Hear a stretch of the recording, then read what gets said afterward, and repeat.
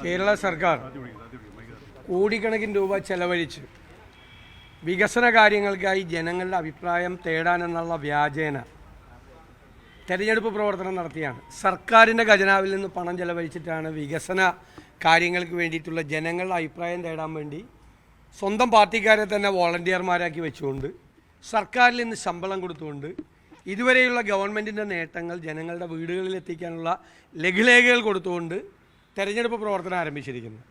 അവർ തെരഞ്ഞെടുപ്പ് പ്രവർത്തനം നടത്തുന്നതിൽ ഞങ്ങൾക്ക് യാതൊരു വിരോധമില്ല. പക്ഷെ സർക്കാരിൻ്റെ ഖജനാവിൽ നിന്ന് പണം എടുത്തുകൊണ്ട് ഈ പരിപാടി നടത്തിയാൽ ഞങ്ങൾ ഏതറ്റം വരെയും നിയമയുദ്ധം നടത്തി ആ പണം തിരിച്ചടപ്പിക്കും, ഖജനാവിലേക്ക് തിരിച്ചടപ്പിക്കും ആ പണം. കാരണം സർക്കാർ ചെലവിൽ തെരഞ്ഞെടുപ്പ് പ്രചരണം നടത്തണ്ട. വികസനം ഈ 10 കൊല്ലം ഭരിച്ചിട്ടാണ് ഇനിയാണ് ജനങ്ങളോട് അഭിപ്രായം ചോദിക്കാൻ പോകുന്നത്. ഇനി എന്താ അഭിപ്രായം ചോദിക്കാനാണ് ജനങ്ങളോട്? 10 കൊല്ലം ജനങ്ങളോട് ചോദിക്കാത്ത അഭിപ്രായം തെരഞ്ഞെടുപ്പ് പ്രഖ്യാപിക്കാൻ പോകുന്നതിൻ്റെ തൊട്ട് തലേ മാസം വീടുകളിൽ കയറി ഇറങ്ങി ആ വ്യാജമാണ് യഥാർത്ഥത്തിൽ. ഇതുവരെയുള്ള സർക്കാരിൻ്റെ കുറിച്ച് പ്രകീർത്തിച്ചുകൊണ്ടിരിക്കുന്ന ലഘുലേഖകൾ വീടുകളിൽ എത്തിക്കാനാണ് ചെയ്യുന്നത്. പാർട്ടിക്കാരെയാണ്. CPM കൊടുത്തിരിക്കുന്ന കത്തുണ്ട് ഇതുമായി ബന്ധപ്പെട്ട്. CPM കൊടുത്തിരിക്കുന്ന കത്തുണ്ട് പാർട്ടി പ്രവർത്തകരെ ഇതിൽ പങ്കെടുപ്പിക്കണമെന്ന് പറഞ്ഞുകൊണ്ട്. അപ്പോൾ പാർട്ടി പ്രവർത്തകർക്ക് സർക്കാരിൽ നിന്ന് പണം കൊടുത്ത് രാഷ്ട്രീയ പ്രവർത്തനം നടത്തുന്ന പരിപാടി കേരളത്തിൽ നടക്കില്ല, അത് പിൻവലിക്കണം. രണ്ടാമത് CITU കത്ത് കൊടുത്തിരിക്കുകയാണ്. ലോക്കൽ ബോഡിയിലെ ടെക്നിക്കൽ അസിസ്റ്റൻറ്റുമാരെ മുഴുവൻ സ്ഥിരപ്പെടുത്തണം. CITU കൊടുത്ത കത്താണ് മന്ത്രി ഇവരെ സ്ഥിരപ്പെടുത്താൻ വേണ്ടിയിട്ട് ഫോർവേഡ് ചെയ്തിരിക്കുന്നത്. ആ പരിപാടി നടക്കില്ല. കാരണം കോടതി ഉത്തരവുകൾ അനുസരിച്ച് താൽക്കാലിക ജോലിക്കാരെ ഇപ്പോൾ സ്ഥിരപ്പെടുത്താൻ പറ്റില്ല. ഒരുപാട് താൽക്കാലിക ജോലിക്കാർ കേരളത്തിലെ വിവിധ ഡിപ്പാർട്ട്മെൻറ്റുകളിലുണ്ട്. അവരെയൊക്കെ സ്ഥിരപ്പെടുത്തണം. പക്ഷേ ഇപ്പോൾ CITUവിൻ്റെ അപേക്ഷ പരിഗണിച്ചിട്ട് ഇവരെ സ്ഥിരപ്പെടുത്താൻ വേണ്ടിയുള്ള അതും തെരഞ്ഞെടുപ്പിന് മുമ്പുള്ള രാഷ്ട്രീയ പ്രേരിതമായ കാര്യമാണ്. പാർട്ടിക്കാരെ കോടികൾ കൊടുത്ത് സഹായിക്കാൻ, ഖജനാവിൽ നിന്ന് പണമെടുത്ത് സഹായിക്കാൻ. ഇത്തരം പരിപാടികളിൽ നിന്ന് ഗവൺമെൻറ് പിന്മാറണം. ഇനി ഞാൻ വിനയപൂർവ്വം ബഹുമാനപ്പെട്ട മുഖ്യമന്ത്രിയോട് അഭ്യർത്ഥിക്കുകയാണ്. ഇല്ലെങ്കിൽ നിയമപരമായും രാഷ്ട്രീയമായും ഞങ്ങൾ നേരിടും. സർക്കാരിൽ നിന്ന് പണമെടുത്താൽ ആ പണം ഞങ്ങൾ പാർട്ടിക്കാരെ കൊണ്ട് തിരിച്ചടപ്പിക്കും. രാഹുൽ മാങ്കൂട്ടത്തിൽ അറസ്റ്റ് ചെയ്തിട്ടുണ്ട്. പാർട്ടിയിൽ നിന്ന് പുറത്താക്കിയെങ്കിൽ പോലും ഞാൻ എന്താ പറയേണ്ടത്?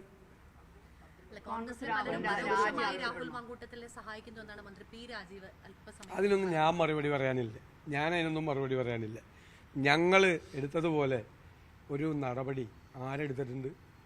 ആദ്യം ഒരു പരാതി പോലും കിട്ടുന്നതിന് മുമ്പ് സസ്പെൻഡ് ചെയ്തു. പിന്നീട് KPCC പ്രസിഡന്റ് പരാതി കിട്ടിയപ്പോൾ പാർട്ടിയിൽ നിന്ന് പുറത്താക്കി. മന്ത്രി രാജീവിനോട് പോയി സ്വന്തം പാർട്ടിയിൽ എത്ര പേരുണ്ടെന്നൊന്ന് അന്വേഷിക്കാൻ പറഞ്ഞു. അത് ഞങ്ങൾക്ക് ആവശ്യപ്പെടാനുള്ള അധികാരം ഞങ്ങൾക്കില്ലല്ലോ. ഞങ്ങളുടെ പാർട്ടിയിലല്ലല്ലോ അദ്ദേഹം. ഞങ്ങളുടെ പാർട്ടിയിലല്ലല്ലോ, പുറത്തല്ലേ. ഞങ്ങളെങ്ങനെയാണ് ആവശ്യപ്പെടുന്നത്? ഞങ്ങൾക്ക് ആവശ്യപ്പെടാനുള്ള അധികാരം ഞങ്ങൾക്കില്ല. ഞങ്ങളുടെ പാർട്ടിയിൽ നിന്ന് പുറത്താണ് നിൽക്കുന്നത്.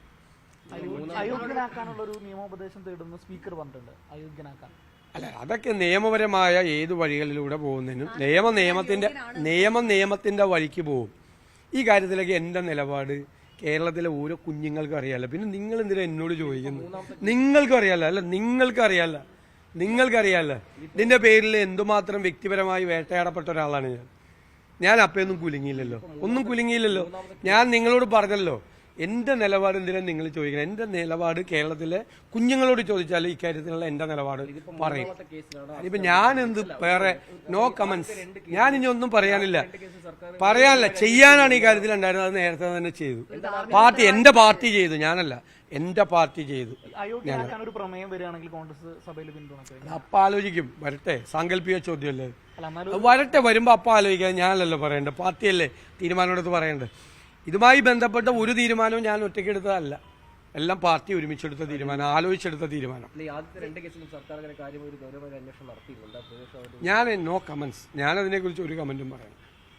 കൊച്ചി മേയർ കഴിഞ്ഞ ദിവസം നടത്തിയ ഒരു പരാമർശം ലത്തീൻ സഭയുടെ ഉറച്ച നിലപാട് കൊണ്ടാണ് തനിക്ക് മേയർ സ്ഥാനം കിട്ടിയതെന്ന്, അതൊരു ഉചിതമായി? ഒന്നാമത്തെ അല്ല, അത് യഥാർത്ഥത്തിൽ ഈ ഞങ്ങളെല്ലാം ലീഡർഷിപ്പിലിരിക്കുന്നു.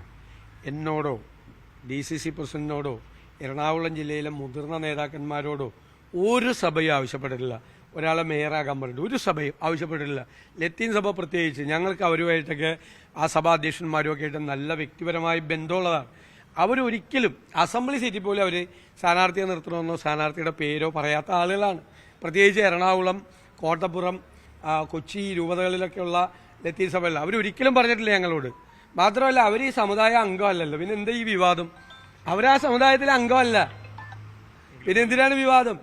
അത് നമ്മൾ ചെന്നിട്ടിപ്പോൾ ഞാൻ ലത്തീൻ സഭയുടെ നിങ്ങൾ ഞങ്ങൾക്ക് നൽകുന്ന പിന്തുണയിൽ പൂർണ്ണമായ സന്തോഷമുണ്ട്. ഇപ്പം നമ്മൾ ഒരു ഇലക്ഷൻ ജയിച്ചിട്ട് ചെല്ലുമ്പോൾ പറയണം, അത് ഇന്നത്തെ ഒരു പ്രത്യേക സാഹചര്യത്തിൽ അത് വേറെ രീതിയിൽ തെറ്റിദ്ധരിക്കപ്പെട്ടാണെന്നല്ലേ. അല്ലെങ്കിൽ അവിടെ ചെല്ലുമ്പോൾ നിങ്ങളൊക്കെ നൽകിയ ഇതിന് പൂർണ്ണമായ സന്തോഷമുണ്ടെന്ന് എല്ലാ സമുദായങ്ങളും പോവും. അവർ പറഞ്ഞപ്പോൾ അത് വൈകാരികമായി പറഞ്ഞതാണ്. ആ സഭയുടെ ഭാഗത്ത് നിന്നും ഞങ്ങളോടല്ലേ പറയേണ്ടത്. ഒന്നുകിൽ എന്നോട് പറയണം, അല്ലെങ്കിൽ DCC പ്രസിഡന്റിനോട് പറയണം, അല്ലെങ്കിൽ ജില്ലയിലെ ഏതെങ്കിലും മുതിർന്ന നേതാക്കന്മാരോട് പറയണം. അവരെ വലിച്ചഴക്കരുത്, കാരണം അവരെ ഇതിനകത്തേക്ക് വലിച്ചഴക്കരുത്. കാരണം അവരാരും ഒരിക്കലും ഞങ്ങളോട് സംസാരിച്ചിട്ടില്ല. ഞാൻ 25 വർഷമായിട്ട് MLA ആയിട്ട് ഇരിക്കുന്നതല്ലേ, 25 വർഷമായിട്ട് MLA ആയിട്ട് ഇരിക്കുന്ന ഒരാളല്ലേ. അവരൊന്നും ഒരു കാര്യത്തിൽ ഇടപെടാറില്ല. എനിക്കെതിരെ കഴിഞ്ഞ പ്രാവശ്യം മത്സരിച്ചത് ലത്തീൻ സമുദായ അംഗമാണ്. അപ്പോഴും അവർ ആളെ ജയിപ്പിക്കാനും ഇടപെട്ടിട്ടില്ല. മനസ്സിലായില്ലേ? അവരന്നിനും ഇടപെടില്ല. അവരങ്ങനെ അവരുടെ വിഷയങ്ങൾ എന്തെങ്കിലും അവരൊക്കെ ഈ തീരപ്രദേശത്തെ വിഷയങ്ങൾ, ഇപ്പം മുനമ്പത്തെ വിഷയങ്ങൾ, പള്ളുരുത്തിലെ അല്ലാതെയൊന്നും അവരൊന്നും ഇല്ല. അവരൊന്നും അങ്ങനെ വന്ന് സംസാരിക്കില്ലെന്ന്. അങ്ങനെയൊന്നും അവർ വന്ന് സംസാരിക്കുന്നവരല്ല. അവർ സംസാരിക്കുന്ന ആളുകളല്ല. അങ്ങനെ മാത്രമല്ല, അങ്ങനെ സമുദായങ്ങളല്ലല്ലോ പറയുന്നത്. പിതാക്കന്മാർ സംസാരിക്കുന്നു മേയർ തന്നെയാണ് പ്രസംഗത്തിൽ പറഞ്ഞത്. പിതാക്കന്മാർ തനിക്ക് വേണ്ടി സംസാരിക്കുന്നു മേയർ തന്നെയാണ് പ്രസംഗത്തിൽ പറഞ്ഞത്. എനിക്കറിയില്ല, ഞങ്ങളോട് പറഞ്ഞിട്ടില്ല. എന്തായാലും കൊച്ചിയുടെ ഭരണം ഇതുമായിട്ട് എന്ത് ബന്ധമുള്ളൂ? വെറുതെ വേണമെങ്കിൽ ഒരു വിവാദം കൂടെ ഉണ്ടാക്കി, വേറെ ഒന്നുമില്ലെങ്കിൽ ഇത് എടുക്കുക. ഇപ്പൊ ഇന്ന് വേറെയൊക്കെ വന്നേക്കണോണ്ട് അതങ്ങ് പോയി. ഇല്ലെങ്കിൽ ഇന്നിപ്പോ വേറെ വാർത്തയൊന്നും വന്നില്ലെങ്കിൽ ഇന്നങ്ങ് ചെയ്യാം. ഈ ദീപ്തി മേരി വർഗീസ് ഓൾറെഡി ഒരു പരാതി കൊടുത്തിരുന്നു KPCCക്ക്. അപ്പോൾ അതിനിടയിലാണ് ഇപ്പോൾ ഇവരെന്നെ പറഞ്ഞിരിക്കുന്നത് പിതാക്കന്മാർ സംസാരിച്ചത്. അപ്പോൾ ഒരു കൃത്യമായ മാർഗം എനിക്കറിയില്ല, അതിനെക്കുറിച്ച് എനിക്കില്ല. അവിടെ KPCCക്ക് ഒരു പ്രൊസീജിയറുണ്ട്. ആ പ്രൊസീജിയർ ഞാൻ നേരത്തെ പറഞ്ഞു കൃത്യമായി പാലിച്ചിട്ടാണ് എല്ലാ സ്ഥലത്തും ഇത് ചെയ്തിരിക്കുന്നത്. എല്ലാ സ്ഥലത്തും. അല്ലാത്ത സ്ഥലത്തെ പറ്റി കംപ്ലൈൻറ്റ് ചെന്ന് കഴിഞ്ഞാൽ ചെയ്യാം. ഞാൻ അതിൻ്റെ ഡീറ്റെയിൽസ് ഞാൻ പറയാൻ പാടില്ല. KPCCയുടെ പ്രൊസീജിയർ എല്ലാവരോടും വിളിച്ചൊറ്റയ്ക്ക് ചോദിച്ച് അവരുടെ ഇതാണ്. അതിൽ ഓരോരുത്തർക്ക് എത്രയാണ് കിട്ടിയെന്ന് പറയാൻ പാടില്ലാത്ത ഒരാളായതുകൊണ്ട് ഞാൻ പറയുന്നില്ല.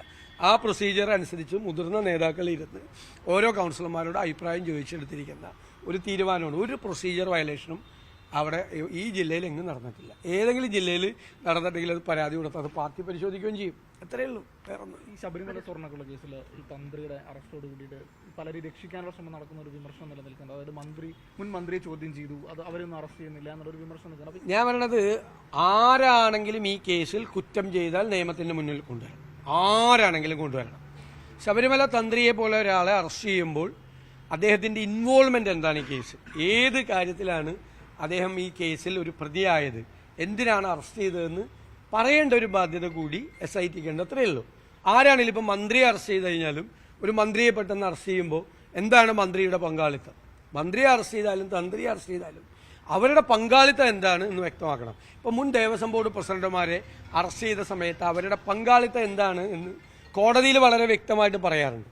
അപ്പോൾ അവർ ജാമ്യാപേക്ഷ കൊടുക്കുമ്പോഴും മറ്റതും. അതുപോലെ ശബരിമല തന്ത്രി എന്ന് പറയുന്ന ഒരു വളരെ പ്രധാനപ്പെട്ട സ്ഥാനത്തിരിക്കുന്ന ഒരാളാണ്. അദ്ദേഹത്തെ അറസ്റ്റ് ചെയ്യുമ്പോൾ ഏത് കാരണത്തിന്റെ പശ്ചാത്തലത്തിലാണ് അറസ്റ്റ് ചെയ്തിരിക്കുന്നത്, എന്ത് ഗ്രൗണ്ടിലാണ് അറസ്റ്റ് ചെയ്തിരിക്കുന്നതെന്ന് ഒരു പൊതുസമൂഹത്തോട് പറയുന്നത് നന്നായിരിക്കും എന്നാണ് എൻ്റെ അഭിപ്രായം. അത് നാളെ ഒരു മുൻ മന്ത്രിയെ അറസ്റ്റ് ചെയ്ത് കഴിഞ്ഞാലും ഇത് തന്നെ വേണം. ഞാൻ വളരെ കൃത്യമായിട്ട് പറഞ്ഞിട്ടുണ്ടല്ലോ, ഞങ്ങൾ SITയുടെ പ്രവർത്തനത്തിൽ ഞങ്ങൾ ഒരു സംശയവും രേഖപ്പെടുത്തുന്നില്ല. SITയുടെ മീതെ മുഖ്യമന്ത്രിയുടെ ഓഫീസിൽ നിന്ന് സമ്മർദ്ദം ചെലുത്താൻ ശ്രമിച്ചപ്പോഴാണ് ഞാൻ പറഞ്ഞത്. സമ്മർദ്ദം ചെലുത്തി അവർ ആ സമയത്ത് തെരഞ്ഞെടുപ്പ് കാലത്ത് ഇവരെയൊന്നും ചോദ്യം ചെയ്യാതെ ഒന്ന് നീട്ടിക്കൊണ്ടുപോകാൻ ശ്രമിച്ചു. അത് കോടതി അത് തന്നെ പറഞ്ഞു ഇല്ലേ? തെരഞ്ഞെടുപ്പ് കഴിഞ്ഞപ്പോൾ കോടതി അതേ അഭിപ്രായം തന്നെ പറഞ്ഞൊരു മന്ദഗതിയിലായി അന്വേഷണം എന്ന് പറഞ്ഞു. അന്വേഷണം നന്നായി കൊണ്ടുപോട്ടെ. ഹൈക്കോടതി നിയമിച്ച ഒരു SIT ആണ്. ഹൈക്കോടതിയിൽ ഞങ്ങൾക്ക് പൂർണ്ണമായ വിശ്വാസമുണ്ട്. ഹൈക്കോടതി നിയമിച്ച ഹൈക്കോടതിയുടെ സൂപ്പർവിഷനിൽ നടക്കുന്ന അന്വേഷണമാണ്. ആ അന്വേഷണം നടക്കട്ടെ. പക്ഷേ ഒരാളെ അറസ്റ്റ് ചെയ്ത് റിമാൻഡ് ചെയ്യുമ്പോൾ എന്താണ് അയാളുടെ പങ്ക് എന്നുകൂടി പറയുന്നത് നന്നായിരിക്കും. ഇപ്പം നിങ്ങൾക്കറിയോ? ഇല്ല. എനിക്കറിയോ? ഇല്ല. അതുകൂടി ചെയ്യണം. അതിപ്പോൾ നാളെ ഒരു മുൻ മന്ത്രിയെ അറസ്റ്റ് ചെയ്ത് കഴിഞ്ഞാലും മുൻ ദേവസ്വം ബോർഡ് പ്രസിഡന്റ് അറസ്റ്റ് ചെയ്താലും ആ കാരണം കൂടി പറയണം, എന്താണ് ഇൻവോൾവ്മെന്റ്. അത് പറഞ്ഞാൽ നന്നായിരിക്കും. അത്രയല്ല എനിക്ക് പറയാം. നിയമത്തിന്റെ വഴിക്ക് പോകും. അത്രയേ ഉള്ളൂ. രാഹുലിന് പരോക്ഷമായി കോൺഗ്രസ് പിന്തുണ നൽകുന്നുണ്ടെന്നല്ലേ? ആര്? ഞാൻ ഇനി ഇത്ര നേരം പറഞ്ഞിട്ട് പിന്നെയും ചോദിക്കുക. എൻ്റെ ഒന്നും കിട്ടിയില്ല. അതാണ് മറ്റേ ലീഡ് കൊടുക്കാൻ വേണ്ടി എൻ്റെ ഒന്നും കിട്ടില്ല. കാരണം എന്ന് വെച്ച് കഴിഞ്ഞാൽ ഞാൻ വേറെ പ്രത്യേകിച്ച് ഒന്നും പറയേണ്ട ആവശ്യമില്ലെന്ന് നിങ്ങൾക്കല്ലേ ഏറ്റവും നന്നായിട്ട് അറിയാം. നിങ്ങൾക്ക് നന്നായിട്ട് അറിയാമല്ലോ. ജയിപ്പിച്ച ജനങ്ങളോടുള്ള ഉത്തരവാദിത്വമല്ലേ കോൺഗ്രസ് നിറവേറ്റ് ചെയ്ത്. ഇന്ത്യയിൽ ഏതെങ്കിലും രാഷ്ട്രീയ പാർട്ടി ഇതുപോലെ നിലപാടെടുത്തിട്ടുണ്ടോ? അത് നിങ്ങളെന്താ പറയാത്ത? അതല്ലേ പറയണ്ട. ഈ മലയാള ഭാഷ ബില്ലുമായി ബന്ധപ്പെട്ട് കർണാടക സർക്കാർ വലിയ വിമർശനമാണ് ഉന്നയിക്കുന്നത്. നമ്മുടെ സംസ്ഥാനത്തെ കോൺഗ്രസ് നേതൃത്വത്തിന് ഞങ്ങളതിൻ്റെ വിശദാംശങ്ങൾ പരിശോധിക്കുന്നതല്ല, പരിശോധിച്ചിട്ട് അഭിപ്രായം പറയാം തീർച്ചയായിട്ടും. നിയമസഭയിൽ എല്ലാവരും ഐക്യകണ്ഠേന പാസ്സാക്കിയ ഒരു ബില്ലാണ് അത്. അത് പരിശോധിച്ചിട്ട് പറയാം. എന്ത് സാഹചര്യത്തിലാണ് അവരെങ്ങനെ വിമർശിക്കുന്നതെന്ന് പരിശോധിച്ചിട്ട് തീർച്ചയായിട്ടും പറയാം.